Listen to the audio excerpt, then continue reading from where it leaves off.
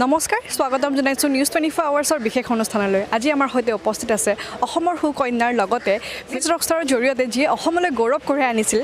ৰীমা দাস বাইদেউ আপোনাক স্বাগতম জনাইছোঁ ধন্যবাদ আপোনাৰ এতিয়া সপোন দিঠকত হ'বলৈ ওলাইছে আৰু ভিলেজ ৰকষ্টাৰখন যিহেতু খুবেই জনপ্ৰিয়তা লাভ কৰিছে লগতে অস্কাৰ নমিনেট হৈছিলে আৰু এতিয়া বুলবুল কেন সিং আপুনি কেনেকুৱা ধৰণৰ আশা এটা কৰি আছে মানে কেনেকুৱা মই বহুত আশা কৰি আছোঁ বহুত আশা কৰি ঘৰলৈ উভতি আহিলে আৰু বেছি আশা আমি কাৰণ আমাৰ ভাষাটো বুজি পাব আমাৰ মানে সংস্কৃতিটো আমাৰ যিটো আমাৰ জীৱনশৈলী আছে আমাৰ মানুহখিনিয়ে ভালকৈ জানে গতিকে আমি বেছি এক্সাইটেড হৈ থাকোঁ যে কেনেকৈ ল'ব আৰু এটা সুন্দৰ দিন সকলোতকৈ ভাল লগা হয় কি চিনেমা যেতিয়া আপুনি এখন বনায় যেতিয়া চিনেমাখন আপুনি আৰম্ভ কৰে ইটছ লাইক এ বেবী ন এটা জন্ম দিব যোৱা মানে সন্তানৰ নিচিনা তাৰপিছতে যেতিয়া সন্তানে খোজকাঢ়ে বেলেগ বেলেগ ফেষ্টিভেলত আমাৰ খোজকাঢ়ি আগত যেতিয়া ঘৰলৈ আহিছে গতিকে কেনেকৈ ল'ব আৰু থিয়েটাৰত অহাটোৱে আমাৰ কাৰণে এটা সুন্দৰ মুহূৰ্ত গতিকে চিনেমাখন যে থিয়েটাৰত আহিছে সেইটোও মোৰ কাৰণে সুন্দৰ মুহূৰ্ত আৰু সকলোৱে আঁকোৱালি ল'ব বুলি আমি আশা কৰিছোঁ হয় কালি আহিবলগীয়া বুলবুল কেন সিংখন অসমৰ লগতে বাহিৰৰ ৰাজ্যতো ৰিলিজ হ'ব নেকি বাৰু ২২ তাৰিখে ৰিলিজ হ'ব এইটো PVR ৱাকাও বুলি আছে এইটো লিমিটেড ৰিলিজ হ'ব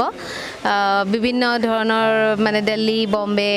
বেংগলোৰ চেন্নাই কলকাতা এনেকৈ কৰি যিমানবিলাক মেজৰ চিটিজ আছে সেইবিলাকত ৰিলিজ হ'ব ২১ তাৰিখ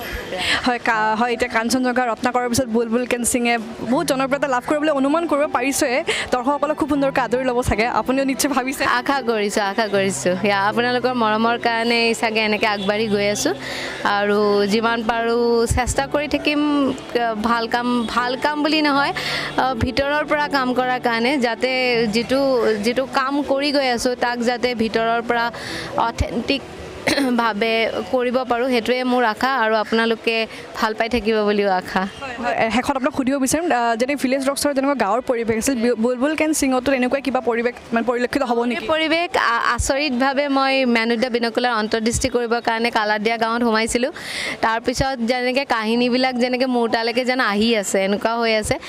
মই কালাৰদিয়াৰ পৰাই ওলাব পৰা নাই অসমখন ইমান ডাঙৰ মই বেলেগ ঠাইতো গৈ চিনেমা বনাব খোজোঁ কিন্তু মই তাৰ পৰাই ওলাব পৰা নাই ভিলেজ ৰকষ্টাৰ্ছ বুলবুল কেন সিং অন্তৰ্দৃষ্টি গোটেইকেইখন কালাৰদিয়া গাঁৱতে কৰা তাৰ পৰা বুলবুল অকণমান ওলাইছোঁ ছয়গাঁৱৰ বেলেগ অঞ্চলতো কাম কৰিছোঁ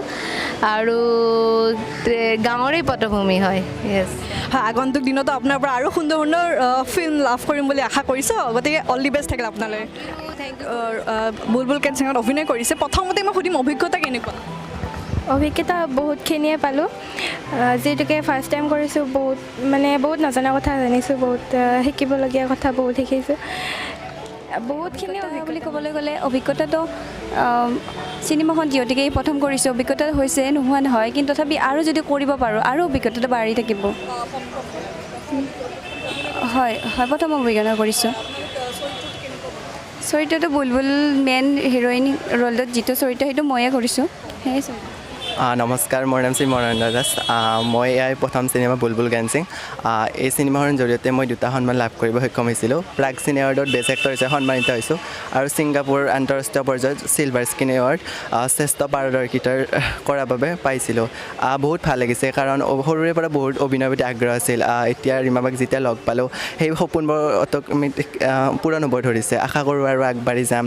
দৰ্শকে চাওক আমাৰ চিনেমাখন আগবাঢ়ি হওক অসমীয়া চিনেমা চাওক সকলোৱে মৰম দিয়ক আৰু যাতে আগবাঢ়ি যাব পাৰোঁ থেংক ইউ